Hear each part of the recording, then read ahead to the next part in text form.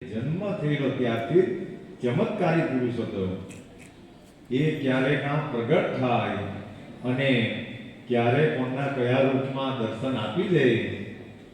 એકવાર જામનગરની રાણી અને એમનો ડ્રાઈવર એ લોકો એક ઉપરથી જવા માટે નીકળેલા અને એ ડ્રાઈવરને બહુ શ્રદ્ધા સત્ય સાંઈ બાબામાં નહીં હતી. એટલે એ મહારાણીએ એમ કહ્યું જામનગરની રાણીએ કે તારે એક દિવસ તો માનવું જ પડશે કે સત્ય સાંઈ બાબા ભગવાન છે. પણ ડ્રાઈવર થોડોક અસત્યના માર્ગ પર ચાલે, એને બહુ પૂરી શ્રદ્ધા નહીં મળે. એટલે એ ડ્રાઈવરે એમ કહ્યું, એ રાણીને એમ કહ્યું કે 4 મહિને આજથી જ માનું, પણ જો એ આવીને મારી સાથે સેકન્ડ લગાવે તો, એ મારી સાથે હાથ મિલાવે તો આજથી જ માનતો થામ. એટલી વારમાં એ લોકો જ્યાં ઉભેલા હતા ત્યાં પાછળથી હાથ આવ્યો અને સત્ય સાંઈ બાબાએ પ્રગટ થયેલા એ કૃષ્ણપુરની અંદર અને તારી સેકન્ડ આપેલી અને તે દિવસથી એ પણ માનતો થઈ ગયેલો. તો આવા અનેક ચમત્કારો, અનેક માણસોના દુઃખો, દર્દો એ સત્ય સાંઈ બાબાએ એમની કૃપા માત્રથી ખાલી ને ખાલી સારા કરી દીધેલા. એટલે આજે બહુ ભવ્ય અને દિવ્ય ઉત્સવ એક ઉત્પત્તિની અંદર હશે. જેમ શિરડીની પરિક્રમા હવે ફેબ્રુઆરીમાં આવતી છે, તો ત્યારે આખું શિરડી કે દેશ દેશાવરમાંથી બધા માણસો આવે. કારણ કે શિરડી એ મોક્ષની નગરી છે. શિરડી માટે પરિક્રમામાં જાય તો ઉપર બોર્ડો જોજો કે સંતોએ અને મહંતોએ એ શિરડીને મોક્ષની નગરી એમ ઉલ્લેખ આપેલો છે. કારણ કે શિરડીની ખાલી પરિક્રમા કરવામાં આવે તો પણ માણસોને મોક્ષ મળી. કારણ કે સદગુરુની નગરી એક ભવ્ય અને દિવ્ય નગરી. અને જ્યારે આખું જીવન એ લોકો ફકીરીમાં જીવા, કેવા કષ્ટો વેઠા, કેવા લોકોએ દુઃખો પાડ્યા એ સંતો અને મહંતો પર, અને આ બધું સહન કરીને તે છતાં પણ એ લોકોએ બધાને સહન કરીને ભક્તિનો માર્ગ બધાને બતાવ્યો. અને એટલા માટે જ આજે એ લોકોને તમે જલા બાપા કહેવો કે બજરંગદાસ બાપા કહેવો, મૂળદાસ ભગત કહેવો, ભોજલરામ ભગત કહેવો, જે સંતો છે એમણે એટલા બધા કષ્ટો વેઠા. કારણ કે આ સમાજ જે છે એ કોઈ પણ દિવસ આવા તત્વોને સરખો રહેવા દેતો નથી. એટલે અનેકો વિટમણાઓ સહન કરીને એ લોકોને કંઈ જાજી ઉપાધિઓ તો નહીં ઉઠી, તે છતાં પણ આ સમાજના અસંતોષી લોકોએ એમને દુઃખીઓ કર્યા. એટલા માટે સાંઈ બાબા જે દિવસે સ્વધામ ગયેલા તે દિવસે દાસગણોને એમને સપનામાં કહેલું કે એ દાસગણો, આજે શિરડીની મસ્જિદ પડી ગઈ, શિરડીનો ફકીર આજે ધ્વસ્ત થઈ ગયો. અને આ શિરડીના તેલી વાણિયાએ મને બહુ પહોંચાડ્યો. જો જ્યાં સુધી બાબા જીવિત રહ્યા ત્યાં સુધી સાંઈ બાબાને પણ એ પ્રજાએ હેરાન કરવામાં કંઈ પણ બાકી નહીં રાખ્યું. પણ આ સહનશીલતા એ લોકોએ રાખેલી, તો આજે પણ એ શિરડીની અંદર દીવાઓ સળગે. કેટલી બધી પવિત્ર વસ્તુઓ છે. એટલે માણસોનું મહત્વ, માણસો જ્યાં સુધી જીવતા રહે ત્યાં સુધી હાર ચડી શકતા નથી. પણ જ્યારે સ્વધામ જાય, માણસ મૃત્યુ પામે પછી જેનું મહત્વ વધે. એટલે એ કૃષ્ણએ અર્જુનને બહુ સરસ વાત કહેલી કે ખાલી ને ખાલી પ્રયાસો કર્યા કરવાના, પ્રયાસો કોઈએ પણ મૂકી દેવાની જરૂર નથી.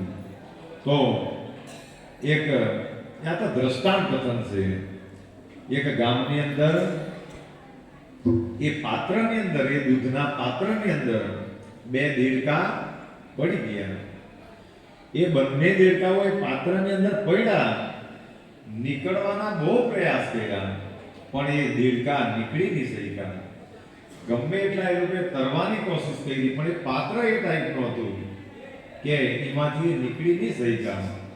એટલે ધીમે ધીમે હાથ હલાવતા હલાવતા એક મિનિટ તો હિંમત હારી ગયો. એમને એમ થયું કે હવે મેં બચી શકું એવું નથી. એટલે એમણે ધીમે ધીમે ડૂબવા લાગ્યો, એ દૂધની અંદર ડૂબવા લાગ્યો. અને પેલા બીજા દેવતાએ એમ કહ્યું કે તું ખાલી પ્રયાસ કર્યા કર. પણ હાથ હલાવતા હલાવતા જ્યારે એમને એવું લાગ્યું કે હવે મેં બચી શકું એમ નહીં મળે, એટલે એમણે હાથ હલકાવવાના પણ બંધ કરી દીધા. અને સીધો એ ગરક એ દૂધની અંદર ગરક થઈ ગયો અને પોતાનો પ્રાણ ત્યજી દીધો. પણ બીજા દેવતાએ એમણે પ્રયાસ ચાલુ જ રાખ્યા. અરે ભલે હમણાં હવે મોત સામે દેખાય, પણ પ્રયાસ કરવામાં શું વાંધો છે? એટલે એમણે પ્રયાસ કર્યા કર્યા, બૂમો પણ પાડ્યા કરી. પણ કુદરતે એક વસ્તુ અર્પણ કરી દીધી કે ઠંડીની સિઝન હતી એટલે દૂધ ઠરી ગયું. અને એમણે પ્રયાસ કરીને એ ઠરી ગયું એટલે બુડ્યો નહીં, એ દૂધ પર ટકી ગયો અને દૂધનું સવારે માખણ થઈ ગયું. એમ પ્રયાસ કરીને એ ઉપર નીકળી આવ્યો, એમાંથી તાકાત લગાવીને નીકળી આવ્યો. પણ જો એ પહેલા દેવતાની જેમ હિંમત હારી ગયેલો હતો તો એનું પણ મૃત્યુ નિશ્ચિત થઈ જતું. એટલે આ સંસારની અંદર પણ આપણને કોઈ પણ કાર્ય અશક્ય લાગે, પણ સાંઈ બાબાએ એમ કહેલું કે તમે ખાલી 2 કદમ ઉઠાવજો, બાકીના કદમો તો મેં ઉઠાવી લેવા. એટલે આપણે બધા પ્રયાસો શ્રદ્ધાથી કરી શકીએ. અને જીવનની અંદર એક એક વસ્તુનું મહત્વ છે કે આખા જીવન પર્યંત સાંઈ બાબાએ અન્નદાન પર બહુ ભાર આપ્યો કે જગતની અંદર ભગવાને આપણને મોકલાવ્યા છે, ભગવાને માપનું આપ્યું છે. તો એ સૂત્ર તો જલા બાપાનું પણ છે કે દેને કો ટુકડા ભલા અને લેને કો હરિનામ. આજે પણ આપણા ધામની અંદર એ જલા બાપાને અને વીરબાઈને બેહાડી દીધેલા કામ એ લોકોને પણ વીરપુરથી આવવાનું મન થયું. કારણ કે જ્યાં ટુકડો, આ સૌરાષ્ટ્રના સંતોની બહુ સરસ વાતો કે જ્યાં ટુકડો ત્યાં હરી ઢુકડો, જ્યાં અંદાનો થાય ત્યાં હરિએ પણ હોતા હોતા આવવું પડે. આ બધી અનમોલ અને પવિત્ર વસ્તુ છે. જો જીવનમાં સમજાઈ જાય તો કલ્યાણ થાય, ને તો એક ને એક દિવસે તમારું ને મારું જીવન પરિપૂર્ણ થવાનું છે એ વાત બાકી છે.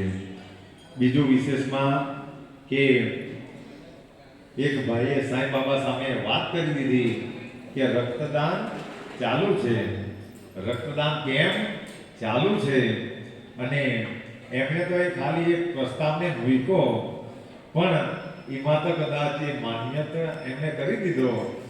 પણ જે ભક્તો શિરડી પદયાત્રા આવવાના બ્લડ આપે તો એની બધી જ ફી તે ભરવાનો છે.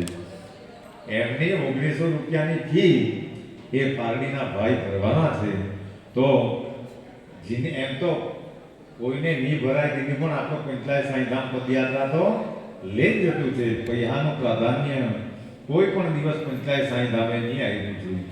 પણ એ ભાઈની દિલથી ઈચ્છા હતી કે જે પણ જેને નહીં જવાય એવું હોય અને કોઈને ફી નહીં ભરાય, સાંઈધામ તો લઈ જ જાય, પણ એમની પણ એક ઈચ્છા હતી કે જે બ્લડ આપે એને મારા તરફથી ફી ભરીને પદયાત્રા જવાના તો જઈ શકે. જો આ પ્રભુની ભૂમિ છે, ભગવાન છે, અને એમ અમે તો બધાને એ ગીફ્ટ આપવા માટે પૈસા ખર્ચીને લઈ આવ્યા. આપણે કાલે જ લઈ આવ્યા જગદીભાઈ જોડે, પણ પહેલેથી કહી ગયો હતો પત્રિકામાં પણ ઉલ્લેખ આપેલો હતો. પણ જેવી જેવી ભાવના તેવું ત્યાં ફળ આપે. તો એ ગીફ્ટ પણ દાન છે અને એમના માટે એ પદયાત્રાની ગીફ્ટ પણ રેડી છે. જેની પણ ભાવના જાગે તો તે બ્લડ ડોનેટ કરવાના પ્રયાસ કરજો. રક્તદાન ચાલુ છે. જુઓ, સાંઈ બાબાને, સત્ય સાંઈ બાબાને આવી માનવ સેવા એટલી બધી પસંદમાં રહેતી કે આપણા ગુજરાતની અંદર રાજપીપળા નામનું ગામ છે. એમ તો બધાના ઈચ્છા બધાને ખબર પણ છે, બધાએ સાંભળેલા પણ હશે. પણ નવા નવા ભક્તો આવે તો નવી નવી વાતો જાણવાની મળે. તો એ રાજપીપળાની અંદર એ વ્યક્તિ જે તે સમયે એ પુટપર્તીની અંદર દર્શન કરવા માટે બાબાના ગયેલો હતો અને એ એક પ્રાઇવેટ હોટલમાં એ રોકાયેલો હતો અને સત્ય સાંઈ બાબાએ એમના ભક્તોને એમ કહ્યું કે જાઓ આ હોટલમાં ને આ રૂમ નંબરમાં આ નામનો વ્યક્તિ ગુજરાતથી આવેલો છે, એને મારી પાસે લઈ આવો. એટલે સત્ય સાંઈ બાબાના ભક્તો એ હોટલમાં, કારણ કે સત્ય સાંઈ બાબા જે નિર્દેશન કરે એ સત્ય જ હોય, એટલે બાબાએ કહ્યું એટલે એ હોટલની અંદર ગયા અને એ રૂમનો દરવાજો ખોલ્યો અને પછી પૂછવામાં આવ્યું કે તમે ગુજરાતથી આવ્યા? તો એમણે એમ કહ્યું હા ગુજરાતથી આવ્યો. તમને બાબાએ બોલાવ્યા છે, બધા ધ્યાનથી સાંભળજો. ભગવાન ક્યારે શું કરે એની આ બધી લીલાઓ છે. તો એ હોટલમાં બોલાવા તો આવ્યા, પણ એમણે એમ કહ્યું કે મેં તો અહીંયા પહેલી વાર આવ્યો, એટલે બાબાએ મારા નામ સાથે કે મારું નામ કેવી રીતે જાણે? તો એમના સેવકોએ એમ કે એ તો બાબા જાણે અને તમે જાણે, પણ અમને નિર્દેશન કરવામાં આવ્યું એટલે તમને બોલાવ્યા. જ્યારે સત્ય સાંઈ બાબા પાસે લઈ જવામાં આવ્યો તો એ સત્ય સાંઈ બાબાએ એ ભક્તને એમ કહ્યું કે તારો અને મારો તો લોહીનો નાતો છે, લોહીનો સંબંધ છે. પણ એ રાજપીપળાના ભક્તએ એમ કહ્યું કે બાબા મેં આવ્યો તો અહીંયા પહેલી વાર, તો લોહીનો સંબંધ કેવી રીતે હોઈ શકે? તો ત્યારે એ સત્ય સાંઈ બાબાએ એમ કહ્યું કે આજથી 5 વર્ષ પહેલા તું એક ખાનદેશી બાઈ, એટલે કે જે આપણા બાજુ શેરડી પાડવા આવે એ બાઈ ને તું લોહી આપેલું છે. ઘટના કેટલી સારી છે. એ બાઈ ડિલિવરીમાં કંઈક મુશ્કેલીમાં મુકાયેલી હતી અને એ બાઈને જ્યારે ડિલિવરીમાં આ ભાઈને ખબર પડી તો એ દવાખાનાની અંદર લઈને ગયેલો અને ડિલિવરીમાં જ્યારે લોહીની જરૂર પડી તો એમણે પોતાનું લોહી આપેલું. એ ઘટના તો રાજપીપળામાં બનેલી, પણ 5 વર્ષ પછી એ આંધ્રપ્રદેશની અંદર સત્ય સાંઈ બાબાએ જ્યારે કહ્યું, પણ એ ભાઈ પહેલા તો ભૂલી ગયેલો હતો. ત્યારે સત્ય સાંઈ બાબા એમને હાથમાં એમના દર્શન કરાવેલા કે જે એમણે લોહી આપેલું. તો એ ભાઈ ભલે ભૂલી ગયેલો હતો. જો કદાચ માણસો ભૂલી જાય પણ સેવા કરેલી એ ભગવાન કોઈ પણ દિવસ ભૂલતા નથી, કોઈ પણ દિવસ નહીં ભૂલે. એટલે ત્યારે એમના મનના કમાલ ઉગડી ગયા કે મેં તો સેવા તો કાં કરેલી અને ભગવાને કાં એ જાણી. એટલે આ દુનિયાની અંદર આપણે કદાચ યાદ નહીં રાખીએ પણ ભગવાન દરેક વસ્તુની નોંધ લેતા જ હોય. એટલે નિસ્વાર્થ ભાવે જે માણસો સેવા કરે એક ને એક દિવસે તેનું પરમ કલ્યાણ. અને સત્ય સાંઈ બાબાએ એ બાબાનંદજીને જેમ આશીર્વાદ આપેલા, આપણા એ વ્યારાના કથાકાર બાબાનંદજીને એ સાંઈ બાબાએ આશીર્વાદ આપેલા કે ચિઠ્ઠી તો એમના ભાણેજને આપેલી અને ચિઠ્ઠીમાં એ લખીને આપેલું કે હે બાબા, મેં સાંઈ બાબાની કથા ચાલુ કરવાનો છે પણ તમારા આશીર્વાદ જોઈએ. એટલે એ ચિઠ્ઠી લઈને એમનો ભાણેજ એ પુટપર્તીની અંદર ગયેલો. ત્યાં આવા હોલમાં બધા બેસેલા હતા અને ત્યાં બધાની ચિઠ્ઠી બાબા લઈ. એટલે એ સત્ય સાંઈ બાબા બધાને દર્શન આપતા આપતા આવ્યા અને જ્યાં એનો ભાણેજ આમ કરીને ઉભેલો હતો એના પરથી એ કવર લઈ લીધું, વાંચ્યું પણ નહીં અને હાથમાં પકડીને એ એમના ભાણેજને એમ કહ્યું કે મામાને કહેજે કે કથા ચાલુ કરી. જો કાં વ્યારા, ક્યાં ચિઠ્ઠીમાં કોણે લખેલું, કાં અપાઈ, અને બાબાએ વાંચવા વગર જ એમ કહી દીધું કે મામાને કહેજે સાંઈ બાબાની કથા ચાલુ. કેવી કેવી ભગવાન લીલાઓ છે. એટલે અને એની જ્યારે આપણે બધા ભક્તિ કરતા હોય તો આપણે લેશ માત્ર પણ કોઈ ચિંતા કરવાની જરૂર નથી. હું કામ? કારણ કે હમણાં ખાલી માત્ર ને માત્ર આપણા હરિના પાઠો કર્યા, આપણા ફાઇલની અંદર એ લખાઈ ગયું, આ સમયનો સદુપયોગ થઈ ગયો. હમણાં કદાચ આપણે ખેતરોની અંદર કામ કરવા જાય પણ એમાં સ્વાદ આવે, અને આપણે સંસારી છે એટલે એ તો કરવું જ પડે. પણ જે જાગી ગયેલા છે, જે જાગી જાય તો તે સમયની વ્યસ્તતા કરીને પણ પહોંચી જ જાય. પણ જે અમારા દયાનંદ ગુરુજી હંમેશા એક સંદર્ભ બોલતા કે હું ભૂઈ ગયા બધા, એટલે એ બધાને જગાડતા. આખી જિંદગી અમારા ગુરુજીએ, દયાનંદ મહારાજે પ્રયાસો કર્યા. ઘરે ઘરે જઈને, ઝૂંપડીઓમાં જઈને સત્સંગો દ્વારા પણ બધાને જગાડવાના પ્રયાસ કર્યા. કેટલો ભક્તો પર એમનો પ્રેમ હતો. પણ આ સંસારની અંદર માયામાં પડેલો જીવ એ જલ્દી જાગી શકતો નથી. અને જે જાગી જાય તે કંઈક ને કંઈક પામી લે. નહીં તો જે માણસ ભૂતેલા રહે એનું ભાગ્ય પણ ભૂતેલું જ રહે. એટલા માટે જાગી જવાની બધાએ જરૂર છે.